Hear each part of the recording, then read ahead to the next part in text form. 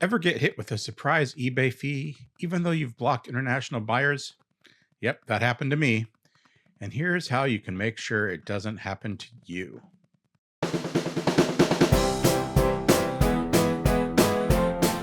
Last week, you'll know I mentioned one of the items I sold went to a freight forwarding service. This little puppy here. Cute, isn't it? If you've never heard of a freight forwarder, it's basically a US based address that forwards packages to overseas buyers. It looks like a domestic buyer when the payment comes through, but eBay really sees it differently. International buyers use that service to get around international shipping restrictions, whether it's eBay's or national or what they just want the item and I'm not selling it internationally. They're going to use a freight forwarding service. I technically don't really have a problem with that. If they want the item bad enough and they're willing to pay for it, that's great.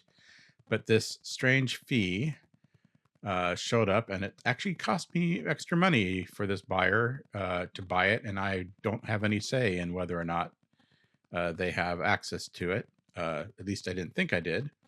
But I talked to eBay help and they pointed me in the right direction. And then I found the answer to my problem. So I want to pass that answer on to you in case you're getting surprise international fees. This is how you turn them off. Oh, what gives? Let's go down here and look at the fee itself. So this is the selling cost for the whole month so far.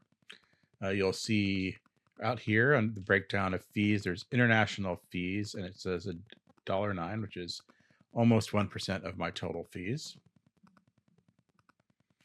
And so that's where I kind of was like, what's going on here?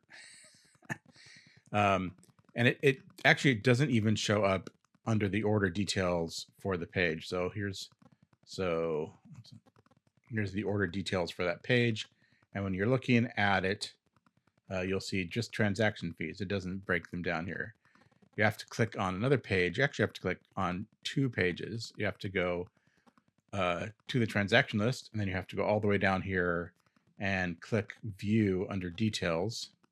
And that is going to bring up your transaction details page. And then you still have to scroll all the way down to find it. Here's what it looks like in my transaction details page. It just says international fee, doesn't explain much. And that's kind of why I was confused at first. It does say the buyer's registered address is in China, but I had no way of knowing that. I had no way of knowing I needed to look for that. So I went digging into eBay's buyer management settings to see if I could figure out what was going on, because I remember checking a box that said block buyers whose primary shipping address is in a location to which I don't ship. You'd think that would cover it, but no, it doesn't. If you're unfamiliar with this page, let's just quickly back up and show how to get here. To find it, you're going to start in your account settings. So go to the upper left here where your name is, and then click account settings. Then you'll scroll down to selling and selling preferences, which is here. Then under selling preferences, you're going to scroll down here to where it says your buyers and manage who can buy from you and click edit. That takes you to the buyer management page, which is where we just were. And you'll see the various options you have here, including block buyers whose primary shipping address is in a location to which I don't ship. However, the answer we're looking for is not here. According to the guy at eBay Help Desk over in customer service, and it turns out he was correct, to fully block international sales, the ones that route through freight forwarders and anybody else, you have to manually opt out of international shipping to all 169 individual countries by territory groups in each of your shipping policies. So not just here on buyer management, that would be too easy. You actually have to do it in each shipping policy. Now that does let you have a little nuance. So maybe you can have one or two shipping policies that does include international shipping and some that don't, but just remember, you're going to be stuck paying the international fee on those. I don't ship internationally. I thought this would do it, it doesn't. All right, let's quickly show how to edit those shipping policies. So go back to account settings, kind of in the same area, but instead of selling preferences, you're going to business policies. So once you get to business policies, you're going to click shipping and pick one of these here. I'm going to pick this first one. It's the one I use the most. It's USPS ground parcel, and scroll all the way to the bottom. They hide this down here, and you'll see here where it says excluded locations. Now I've already done it, so it says Algeria 1969, but yours might say something else there. It might be blank. Click that little button, and then you'll see all these excluded locations. So these are the international, different continents and regions. You can select them all. You can actually click where here it says companies. You can decide, okay, well, I do want to sell to French Guinea, but I don't want to sell to anybody else. So you can make that choice if you want. Hit done, and then save your policy changes, and you're done there. And you're gonna have to do that on any one that you want to make a change on, all your shipping policies. So here's the actual help file that was referenced by the guy on the eBay helpline. You can see here it says international fee. It's underneath dispute fee and above seller currency conversion charge, kind of in the middle of the page here. Not something you would easily find, but it does explain it's going to charge you an extra 1.65% of the total sale, and that's automatically deducted from your sale amount. Even if the address you're shipping to is a US address, as long as the buyer's primary shipping address is in another country, they're going to charge you that. So maybe that fee does not bother you, but when you tack that on top of other fees like final value fees, it can get up there to a significant amount of your item's price, especially for those lower price items. But, this is not a new issue. eBay has been charging this fee for years. It was just a surprise to me because I've been off the platform for so long. And maybe it was a surprise to you. There are a couple trade-offs here I want to cover. For some sellers, they're totally fine with paying the international fee in exchange for a broader customer base. Blocking international buyers might protect you from surprise fees, but you might also miss out on good buyers. Just happen to live overseas.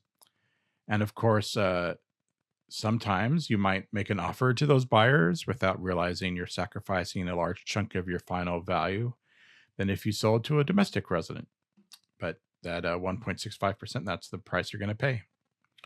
For me, it was the surprise that was very frustrating because you can't easily see a buyer's primary address is international until the sale is complete and you know who's bought it and the fee has showed up.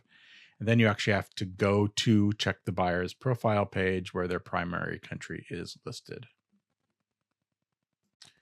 All right, so if you do want to avoid this fee, the best bet is to review your buyer management settings, edit your shipping policies to exclude international shipping country by country, then double check your sold items for any freight forwarding addresses.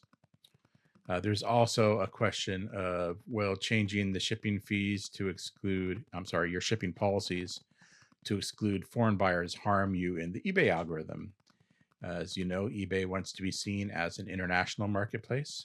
If you close off your sales to all overseas buyers, you might find your items showing up in fewer search results. That would not surprise me. I don't have any particular insight into the eBay algorithm, but if I was in eBay shoes, I would probably not want to reward people who don't want to sell to international buyers because that goes against eBay's wishes and eBay's own goals.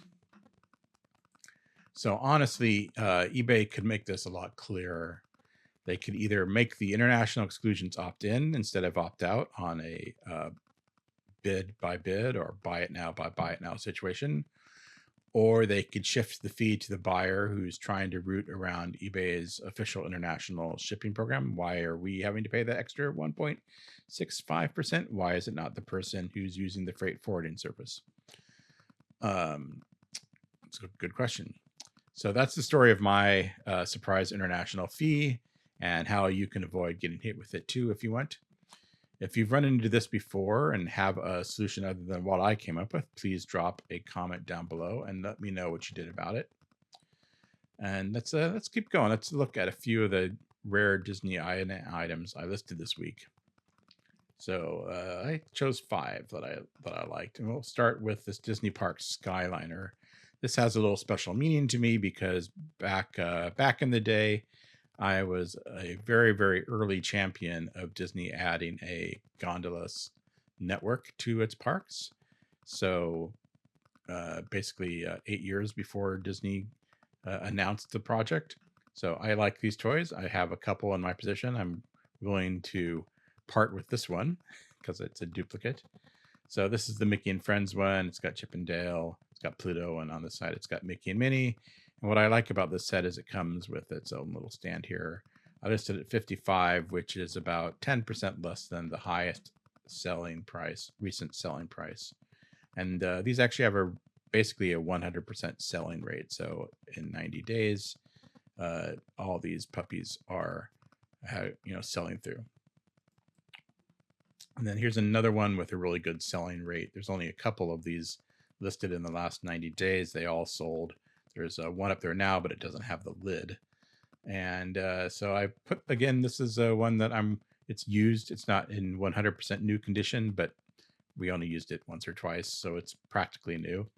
And this is a very rare item. This is from the first year they did Marvel Day at Sea on Disney Cruise Line, and it's a really nice cup. It's 24 ounces, solid construction. It's got the double walls in there, and it's got your favorite Marvel superhero icons on it. And it's made by Tervis in the USA. Tervis is actually a Florida-based company too, so we like to support them. Right there. It's a nice tall cup. Another item from my personal collection is this has a really long story, and I'm going to skip that for you. But suffice it to say, I'm a big fan of the Hunchback of Notre Dame movie and the 2 shows that happen in the theme parks, the Festival of Fools at Disneyland, and then the Hunchback musical here in Florida. I lived out in California at the time, so I saw that show. Not ashamed to say, hundreds of times. I had friends in the cast. It was an easy place to go on the weekends or after work sometimes, and just watch them perform and with a bunch of other friends, and we all had a good time. So I bought this set to celebrate my birthday, but it turns out we never had that birthday party because the show ended before I got a chance to. So it's a nice little 5-piece set. There's a similar 7-piece set out there that sold for a lot more than I'm asking for this, so I think my price is pretty reasonable. And then here's a real rare item. I don't remember where I got this, but I'm pretty sure it was at a press event. Those Disney Vinylmations, which were huge collectibles back in the day, and there's still people out there who collect these. This was part of the Design Your Own series, but this is the small version, not the huge version. But this is the glow-in-the-dark version, which makes it very rare. I've actually never seen this particular one for sale before. I'm not sure how many were made, but it can't have been a lot if they have never come up. And these have been kept in a box in their original bag, so it's in really good condition. I did put a big price on here. I'm expecting somebody to make an offer for this one. It's just so rare. I've never seen it before. So it's not a super high price in terms of what Vinylmation has sold for recently, but it is a big number. I admit that. And then lastly, we have this 2-way FRS Mickey radio set. There's a couple different styles of this. The Mickey one is the most popular one, and ours is still in its original packaging. We bought it to use in the theme parks with our kid, but then we just never needed it, so it stayed in its original packaging. There's a couple out there. This is how I would think it was like a 50% sell through rate, maybe a little more than that. And again, I priced mine on the about 15% below the going rate I expect it to sell. So Those are all of my recent, well, not all of my recent items, but some of my recent items. Go ahead to Gallery Indigo if you want to see them all. And if you're still here, you may like this video here as well that I'm pointing to, where I'm pointing right there. Yeah, it's going to be over here somewhere. Thank you so much for watching. If this video helped you figure out your international feed, please give it a like and consider subscribing to this channel. It's new. Any subscription helps. It's a good signal to eBay that I have valuable information. I may have only restarted this channel recently, but in the past I was doing a ton of eBay sells, both for my personal side things, but also for a sports memorabilia store. So save that story for another day. Thanks so much, everybody.